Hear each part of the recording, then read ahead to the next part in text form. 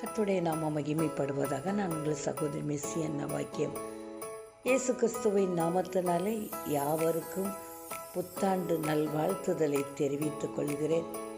இதுவரைக்கும் நீங்கள் வடித்த கண்ணீருக்கான பதிலை கர்த்தர் இந்த வருடத்தில் தர காத்திருக்கிறார். நீங்கள் அழுது புலம்பிக் கொண்டிருந்த காரியத்தில் கர்த்தர் உங்களுக்கு அதிசயம் செய்யும்படியாக காத்திருக்கிறார். நீங்கள் எதிர்பார்த்த நன்மைகளை உங்கள் கைகள் நிறைய கொடுக்கத்தக்கதாக கர்த்தர் காத்திருக்கிறார். கலங்காதீங்க. இந்த வருடத்தை கர்த்தர் நன்மையினால் முடிசூட்டுவார்.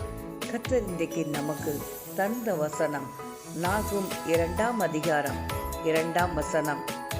வெறுமையாக்குகிறவர்கள் அவர்களை வெறுமையாக்கி அவர்களுடைய திராட்சை கொடிகளை கெடுத்து போட்டாலும் கர்த்தர் யாக்கோபின் மகிமையை திரும்ப வரப்பண்ணுவது போல் இஸ்ரவேலின் மகிமையையும் திரும்ப வரப்பண்ணுவார். ஆமாங்க, நீங்கள் இழந்து போன எல்லா மகிமையையும் ஆசீர்வாதங்களையும் கர்த்தர் தரும்படியாக காத்திருக்கிறார். இன்றைக்கு உங்கள் வாழ்க்கையை தேவனுக்கு ஒப்பு கொடுங்க. யோபுவை பார்த்தோம்னா பிள்ளைகள்ல இருந்து அவர் செல்வம், கால்நடைகள், இன்னும் எல்லாவற்றையும் இழந்து வெறுமையாய் சாம்பலில் அமர்ந்திருந்தார். இன்றைக்கு நீங்கள் கூட இதே பாதையில் நடந்து கொண்டு இருக்கலாம். ஆனால் யோபுவை இரண்டத்தனையாக ஆசீர்வதித்த தேவன் உங்களுக்கும் அதே ஆசீர்வாதத்தை தர காத்திருக்கிறார்.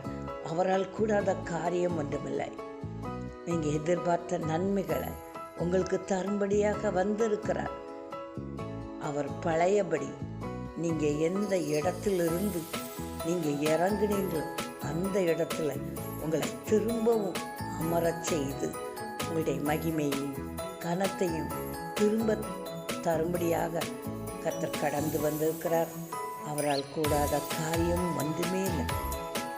எப்படி உங்களை விட்டு எல்லா மகிமையும், எல்லா செல்வமும், எல்லா சுகமும் போச்சோ அதே போல திரும்பவும் கர்த்தர் உங்களுக்கு சுகத்தையும் பலத்தையும் மகிமையும் கனத்தையும்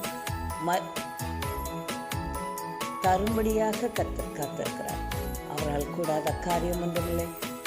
கர்த்தர் இந்த வருடம் முழுவதும் உங்களுக்கு நன்மையாய் நிரப்பி நீங்கள் எதிர்பார்த்த நன்மைகளை தந்து ஆசீர்வதிப்பாராக. ஆமென்.